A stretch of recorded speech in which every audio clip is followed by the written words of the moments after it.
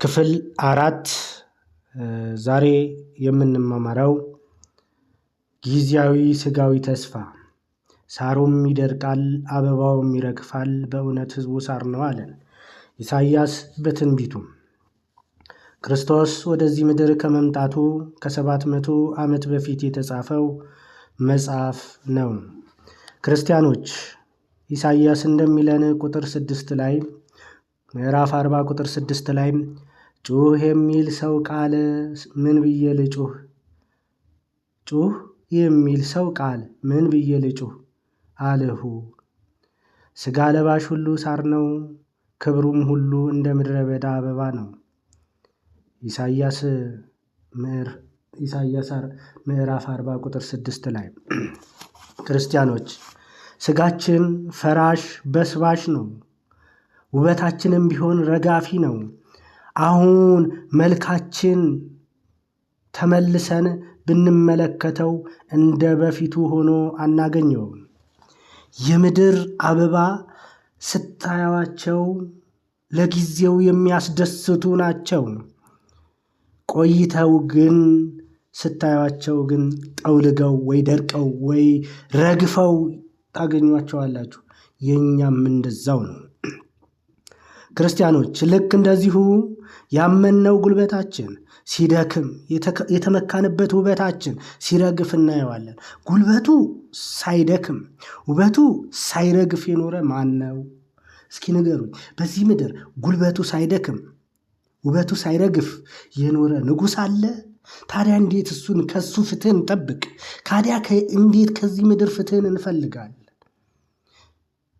እንዴት ከዚህ ምድር ነፃነትን እንፈልጋለን? ከላይ ነው ነፃነት፣ ፍትህ ከላይ ነው።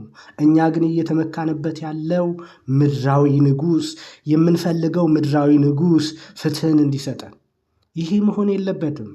አንጋጠን ባለፈው ክፍል 3 ላይ እንዳነሳ ነው እጆቻችንን ዘርግተን ወደ ሰማያዊው አምላክ ወደ ልዑል እግዚአብሔር ድምፃችንን ከፍ አድርገን ማሰማት ያስፈልጋል። እጆቻችንን ዘርግተን ወደ እግዚአብሔር መጮህ፣ ወደ እግዚአብሔር መለመን ያስፈልጋል። እውነት ነው ክርስቲያኖች፣ ዛሬ እኛ እየፈለግነው ያለነው ፍትህ ስለ አርሲ ምዕመናን ስንል አንድ የሆነ ወጠምሻ ጎረምሳ ወይም ደግሞ መንግስት ከየት እንደመጣ ያልታወቀ ፍትህን እንዲሰጠን እንጠብቃለን። መሆን የለበትም። አንዳንድ ሰዎች ደግሞ በውበታቸው ሲመኩ እናያለን። የሚረግፍ አይመስላቸውም። አንዳንድ ሰዎች ደግሞ በሀብታቸው ሲመኩ እናያለን። የሚጠፋ አይመስላቸውም። ይገርማል እኮ በእውነት በጣም ነው የሚገርመው።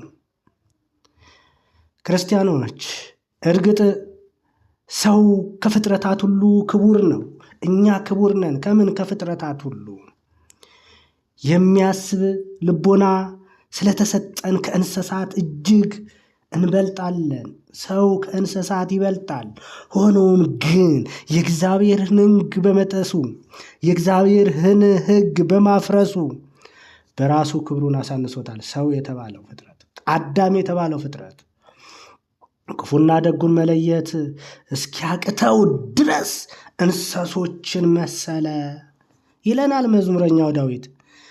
መዝሙር 48 ቁጥር 49 ላይ መዝሙር 48 ወይም 49 ቁጥር 12 ላይ ብትመለከቱት ታገኙታላችሁ። ሰው ግን ክቡር ሆኖ ሳለ አያውቅም፣ እንደሚጠፉ እንስሶች መሰለ ይለናል።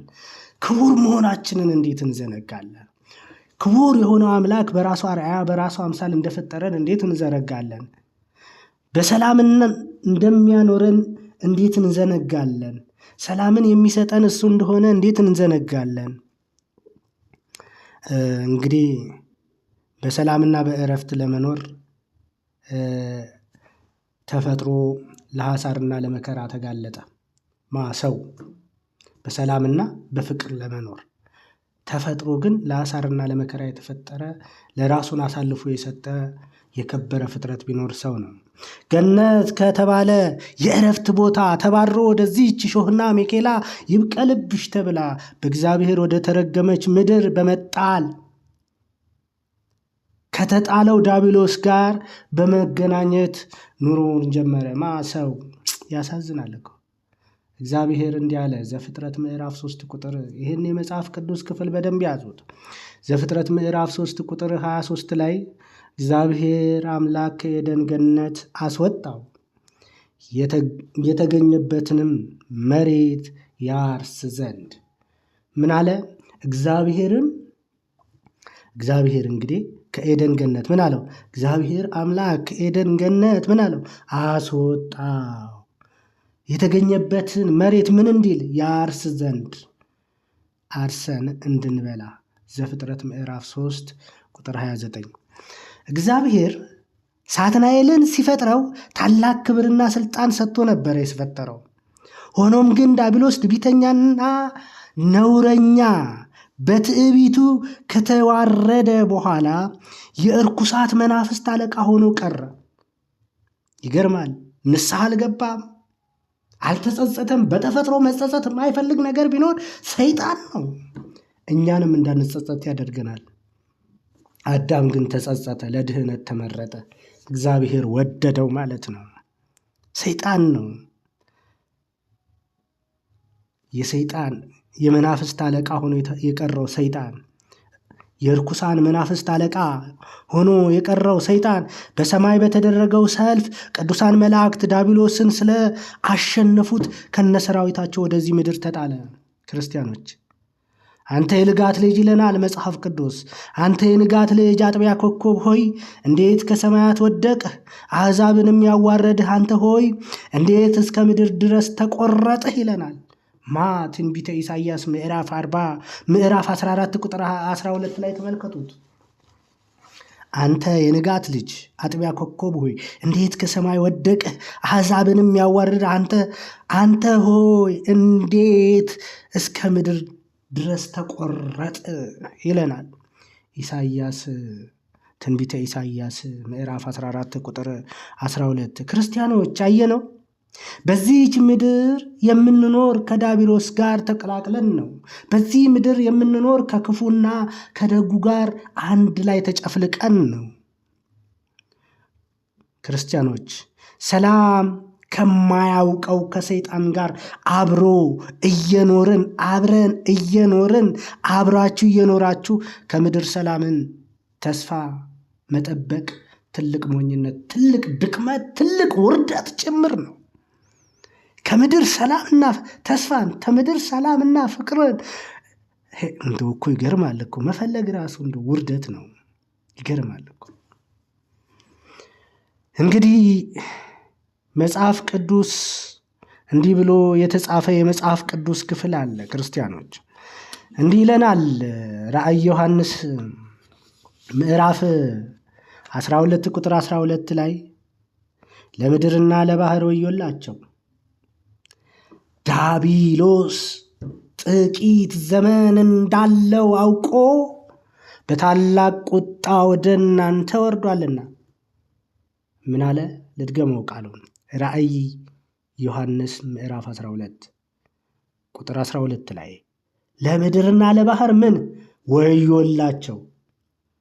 ለምድርና ለባህር ወዮታ ያለባት ምድር፣ ለምድርና ለባህር ወዮላቸው። ዲያብሎስ አለ ጥቂት ዘመን እንዳለው አውቆ በታላቅ ቁጣ ወደ እናንተ ወርዷልና። ወደ እናንተ ምን ሊያደርግ ወረደ? አያችሁ፣ እዚህ ምድር ላይ ውበታችን ላይ ስንመካ የሚረግፍ ነው። ገንዘባችን ላይ ስንመካ የሚጠፋ ነው። ጉልበታችን ላይ ስንመካ የሚደክም ነው። የማይደክመው፣ የማይተኛው፣ የማያንቀላፋው እኔና እናንተን የሚጠብቀው መድኃኔዓለም ኢየሱስ ክርስቶስ ብቻ ነው። በእውነት የማይዝል ልጆቼ እያለ ዕለት ዕለት የሚፈልገን ኑ ወደ እኔ የሚል እሱ ብቻ ነው። ታዲያ የትኛውን ተስፋ ትፈልጋላችሁ ክርስቲያኖች? ጊዜያዊ ይሄ ጉልበታችን የሚደክመውን ነው? ጊዜያዊ ይሄ ውበታችን የሚጠፋውን ነው? ጊዜያዊ ሀብታችን እንደ ጢስ በኖ የሚያጠፋንን ነው? የትኛውን? ክርስቲያኖች፣ የዚህች ዓለም ገዢ የተባለው ዲያብሎስ ምድራችንን በጥላቻና በጦርነት እያወከ ሰላሟን አሳጥቷታል። ሰላም ከየት ነው? ሰላም ባለቤት አላት። ሰላም ከየት እናገኛት ካላችሁ ሰላም ባለቤት አላት። የሰላም ባለቤት ማን ነው? ጌታችን መድኃኒታችን ኢየሱስ ክርስቶስ። የሰላም ባለቤት ማን ነው? ጌታችን መድኃኒታችን ኢየሱስ ክርስቶስ። እሱንስ በመጽሐፍ ቅዱስ ላረጋግጥላችሁ። የዮሐንስ ወንጌል ምዕራፍ 14 ቁጥር 27 ላይ እንዲህ ይለናል። ክርስቲያኖች፣ የዮሐንስ ወንጌል ምዕራፍ 14 ቁጥር 27 ላይ እንዲህ ይላል፣ ሰላሜን እተውላችኋለሁ፣ ሰላምን እተውላችኋለሁ፣ ሰላሜን እሰጣችኋለሁ። እኔ የምሰጣችሁ ዓለም እንደሚሰጠው አይደለም። አቤት መታደል እኮ ነው። ክርስቶስ የሚሰጠን ሰላም ዓለም እንደምትሰጠን አይደለም። ክርስቶስ የሚሰጠን ሰላም መልሶ የሚነጥቀው ሰላም አይደለም። መልሰው የሚወስደው ሰላም አይደለም። የእሱ ሰላም አይቆረጥም። የእሱ ሰላም አይበጠስም። የእሱ ሰላም እስከ ዘላለም የጸና ነው። ዛሬ ሰላም ቢሰጡን ነገስታት ነገ ሰላማችንን ይነሱናል። ዛሬ ሕይወት ቢሰጡን ነገስታት ነገ ይወስዱታል። ዛሬ መሬት ቢሰጡን ነገ ይከዱናል። ዛሬ ቤት ቢሰጡን ነገ እሱ ግን የሚሰጠን ሰላም እርግጠኛ ነው። ዓለም እንደሚሰጠን አይደለም። ሕይወታችን እንኳን የምትኖረው በእሱ እጅ መሆኗን ዘርግተን ከዓለም ሰላምን እንፈልጋለን። ሕይወታችንን ለዓለም አሳልፈን ለወጡ ስብሐት። የእኛ ስኮ የከፋ ነው ክርስቲያኖች። ፍላጎታችን ወደር የለው። ፍላጎታችን የተገደበ አይደለም። ፍላጎታችን እንደው እኮ ቅጥ ያጣ፣ እውነት ያጣ፣ መንገድ የጠፋበት። አቤት የኛ ነገር ክርስቲያኖች። ዓለም የምትሰጠው ሰላም በመጠጥ፣ በስካር፣ በዘፈን፣ በጭፈራና በተለያዩ ሱሶች የሚገኝ ጊዜያዊ ዋጋ ቢስ ሰላም ነው። ዓለም የምትሰጠው ሰላም ማለት ነው። በመጠጥ አስተውሉ። በመጠጥ፣ በስካር፣ በዘፈን፣ በጭፈራ፣ በተለያዩ ሱሶች የሚገኝ ተስፋ፣ ጊዜያዊ ተስፋ፣ ጊዜያዊ ሰላም፣ የማይጠቅም ሰላም። ይህ ሁሉ ግን እንደ ጥላ የሚያልፍ ምድራዊ ተስፋ ነው። ይህ ሁሉ ግን እንደ ጥላ የሚጠፋ የሚሰበር ጊዜያዊ ተስፋ ነው። ውጤቱ ከንቱ ብሶት ነው። ለሰዓታት የሚታየው ሰላም እርካታ ተለውጦ ወደ ክፉ ተስፋ መቁረጥና ጭንቀት የሚያስገባን ነው። ክርስቲያኖች፣ እርካታ የለውም ማለት ነው። ደስታ የለውም፣ ጊዜያዊ ነው ማለት ነው። በስካር የሚመጣ ሰላም ከስካር በኋላ ይጠፋል። ዓለም የምትሰጠን ሰላም መልሳ ትወስድብናለች። አምላካችን የሚሰጠን ሰላም ግን ዘላለማዊ ነው። ክርስቲያኖች፣ ለዚህ ነው ሳሩ ይደርቃል አበባውም ይረግፋል፣ በእውነት ሕዝቡ ሳር ነው ያለው። ሳሩ እንደሚደርቅ እንዴት እንረሳለን? ጊዜያዊውን ስጋዊውን ተስፋ እንዴት እንጠቀማለን? ጊዜያዊውን ስጋዊውን ተስፋ እንዴት አሻቅበን እንመለከታል? እንዲሁ እኮ የእኛ ድክመት እኮ ባሰ። ፍላጎታችንን አንዳንድ ጊዜ ገደብ አድርገው እንደ አባታችን እንደ ነቢዩ ሙሴ ወደ እግዚአብሔር ብናንጋጥጥስ፣ ወደ እግዚአብሔር ብንመለከትስ? የሰላም ባለቤት አንተ ነህ። የፍቅር ባለቤት አንተ ነህ። ሕይወት የምትሰጥ አንተ ነህ። የምታኖር አንተ ነህ። አንዴ ይገርማል እኮ የሚያኖር ሕይወት የሚሰጥ ሰላም የሚሰጥ ይህንን አምላክ የትን ተወው? ክርስቲያኖች የተው ነው። ዛሬ ኢትዮጵያ ሰላሟን ለምን አጣች ብለን ጠይቃችሁ ታውቃለህ? ጠይቀሽ ታውቂያለሽ? ጠይቃችሁ ታውቃላችሁ?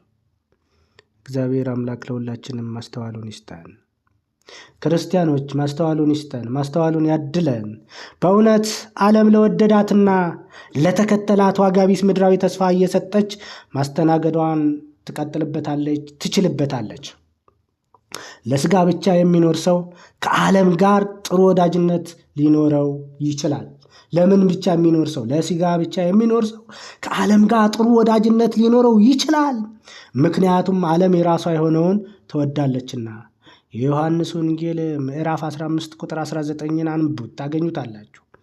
ክርስቲያኖች፣ የሚገርመው ግን ይቺ ዓለም አምኖ ከእርሷ ተዋዳጅቶ በመልካም ጀምሮ በመልካም የፈጸመ አንድም እንኳን የለም፣ ሊኖርም አይችልም። ልጠቅሱልኝም አችሉም። በዚች ዓለም እዩኝ ያለ ሰው ቢኖር አንድ ቀን ደብቁኝ ማለቱ አይቀርም። የዓለም ማጋጥሟችሁ ሊሆን ይችላል። እውነት ነው። ይቺ ዓለም የምትሰጠው ሰላም ጊዜያዊ ነው። ይገርማል እኮ ደብቁኝ ደብቁኝ ባለ ጊዜ ዓለም አትደብቀውም። ደብቁኝ ደብቁኝ ባለ ጊዜ ዓለም ሰላሙን አትሰጠውም። ለሐሜት አጋልጣ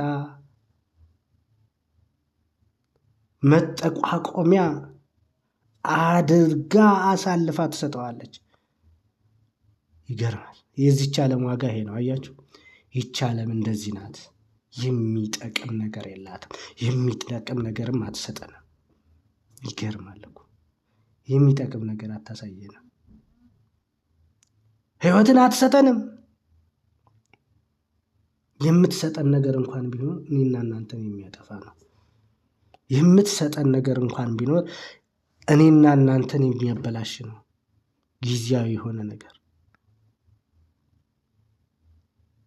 እግዚአብሔር ማስተዋሉን ያድለን። ክርስቲያኖች፣ እውነት ለመናገር ለስጋ ብቻ መኖር ምን ጥቅም አለው? ጥቅም አለው? መልሱልኝ እስኪ። ለስጋ ብቻ መኖር ጥቅም አለው? ፍላጎታችን ለቀዳሚ ነገር ወይስ ለተጨማሪ ነገር ይሆን? ምን ጥቅም አለው ለዚህች ዓለም ብንኖር? ለቀዳሚ ነገር ነው የምትኖሩት ወይስ ለተጨማሪ ነገር ነው የምትኖሩት? ጌታችን መድኃኒታችን ኢየሱስ ክርስቶስ ግን በወንጌሉ እንዲህ ብሎ የተጻፈ ኃይለ ቃል እናገኛለን። የተናገረው ቃል ነው ራሱ ባለቤቱ ጌታችን መድኃኒታችን ኢየሱስ ክርስቶስ ምን የሚል በወንጌሉ የማቴዎስ ወንጌል ምዕራፍ 6 ቁጥር 33 ላይ አስቀድማችሁ እግዚአብሔርን አስቀድማችሁ አለ የእግዚአብሔርን አለ ከዛ መንግስት ጽድቁን ፈልጉ። አስቀድማችሁ የእግዚአብሔርን መንግስት ጽድቁን ፈልጉ፣ ይህም ሁሉ ይጨመርላችኋል። ፈልጉ፣ እናንተ ብቻ ፈልጉ። ምድራዊ ነገር ፈልጉ አላልኩም፣ አስተውሉ። ጊዜያዊ ነገር ፈልጉ አላልኩም፣ አስተውሉ። ጥቅማ ጥቅምን ፈልጉ አላልኩም፣ አስተውሉ። ሁሉ ነገር ይጨመርላችኋል። አስቀድማችሁ የእግዚአብሔርን መንግስት እና ጽድቁን ፈልጉ፣ ሌላው ሁሉ ይህም ሁሉ ይጨመርላችኋል ነው ያለን። የማቴዎስ ወንጌል ምዕራፍ 6 ቁጥር 33 ምዕራፍ 6 ቁጥር 33 አንቡት። አስቀድማችሁ አለው ያለው የነፍስን ጉዳይ እናስቀድም እስኪ። ይጨመርላችኋል ያለው ደግሞ የስጋ መሆኑን አትዘንጉ፣ አስተውሉ። ይጨመርላችኋል ያለው ምኑ ነው? የስጋ ጉዳይ ነው። ይጨመርልናል። እኛ ጸጋው ይጨመርልናል፣ ሀብቱ ይጨመርልናል። ግን አስቀድመን የእግዚአብሔርን ጽድቅ እንፈልግ፣ የእግዚአብሔርን ማዳን እንመልከት፣ የእግዚአብሔርን ኃይል እንመልከት። ክርስቲያኖች፣ ሐዋርያው ቅዱስ ጳውሎስ እንዲህ የሚል ቃል ጽፎልናል። ወደ ገላትያን ሰዎች ምዕራፍ 5 ቁጥር 16 ላይ የሥጋን ምኞት ከቶ አትፈጽሙ። 4 ነጥብ ዘጋው።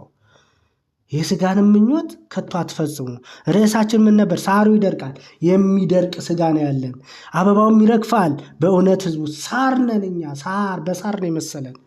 የሥጋን ምኞት ምን በሉ አትፈጽሙ አለን። ገላትያን ምዕራፍ 5 ቁጥር 16 ለምን ለሚለው ጥያቄ ሥጋ በመንፈስ ላይ መንፈስም በሥጋ ላይ ይመኛልና ነው። ምን በምን ላይ? ሥጋ በመንፈስ ላይ መንፈስም በሥጋ ላይ ምን ይላል? ይመኛል፣ ይፈልጋል። እርስ በርሳቸው ይቀዋወማሉ፣ ይለያያሉ። ለዚህ ነው ሐዋርያው ቅዱስ ጳውሎስ የተናገረው። ገላትያን ምዕራፍ 15 ቁጥር 16 እስከ 17፣ ገላትያን ምዕራፍ 5 ቁጥር 16 እስከ 17 አንቡት፣ በደንብ ታገኙታላችሁ ማለት ነው። ክርስቲያኖች፣ ማስተዋል ይፈልጋል። ጊዜያችንን መቃኘት ይፈልጋል። ጊዜያችንን ማየት ይፈልጋል። የሚያሳዝነው የብዙዎቻችን ሩጫ ለሥጋ ብቻ ነው። የሚገርመው የብዙዎቻችን መዳከር ለሥጋ ብቻ ነው። በሥጋዊ ኑሯችን ይበቃኛል የሚል አስተሳሰብ ስለሌለን ሀብት ለማከማቸት ቀኑን ሌሊቱን ሁሉ እንደክማለን። አንዱን ይዘን ሌላኛውን ለመጨበጥ፣ አንዱን ይዘን ሌላኛውን ለመያዝ እንቅልፍ እናጣለን። እረፍት እናጣለን።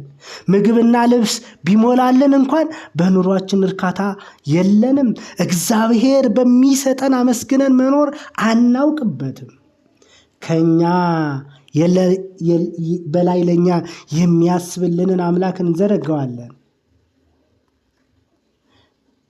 የሚገርመው እግዚአብሔር ለኛ የሰጠንን ነገር አስተውለን ተመልክተን አለማወቃችን ነው። ከኛ በላይ ባለሀብቶችን እንመለከታለን። ከኛ በታች የሆኑትን አንመለከትም። ያለውን የማያውቅ የጎደለውን አያውቅምና ያለንን አናውቅም፣ የጎደለንንም አናውቅም። ይገርማል የኛ ፍላጎት። እንደው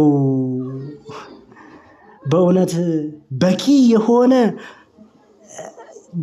የሆነ ኑሯችንን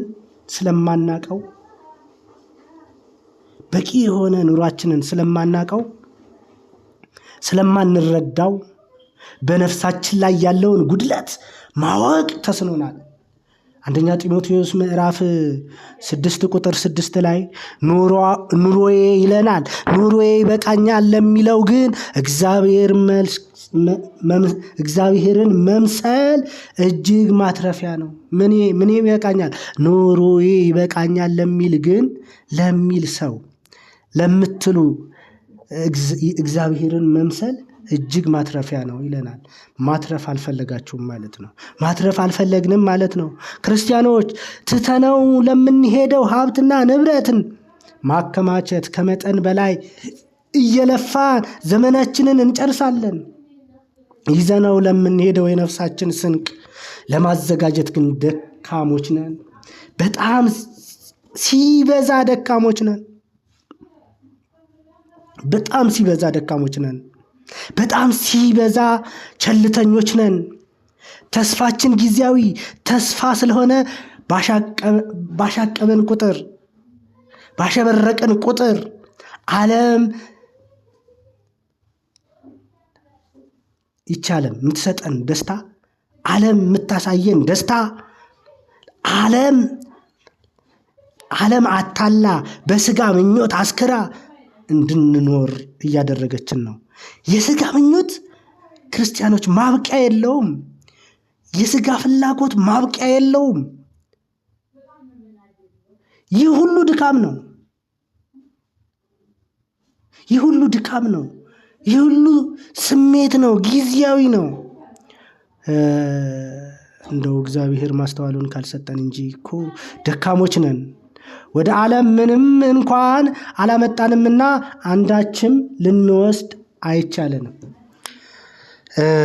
ሐዋርያው ቅዱስ ጳውሎስ የተናገረው የመጽሐፍ ቅዱስ ክፍል ነው። ምን አለ? ወደ ዓለም ምን አላመጣን? ምንም አላመጣንም አለ። ወደ ዓለም ምንም እንኳን አላመጣንም አለ። አንዳችም ልንወስድ አይቻለንም አለ። ወደ ዓለም ያመጣችሁ ነገር አለን? የለም እንደምትሉኝ አልጠራጠርም። ይህች ዓለም ከንቱ እንደሆነችም ትነግሩኛላችሁ ብዬ አስባለሁ። ወደ ዓለም ያመጣችሁ ነገር የለም፣ ከንቱ ነው። ዓለም የምትሰጣችሁ ነገር የለም፣ ከንቱ ነው። ስለዚህ ዛሬ ዓለምን ተስፋ አድርገን ዓለም ትሰጠናለች ብለን የምንጠብቃት ከንቱ እንደሆነ ካልተረዳን፣ በእውነት ላይ ተመስርተን ስለ እውነት ካልመሰከርን፣ ስለ እውነት ካልኖርን፣ ተስፋችን ሰማያዊ ካልሆነ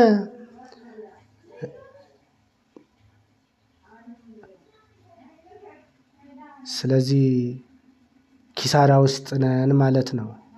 እግዚአብሔር ሁላችንንም እንድናስተውል የእሱ ቅዱስ ፍቃድ ይሁን። አስተዋይ ልቦና ይስጠን። ስንመጣ መነሻ የምናደርገው በክፍል 5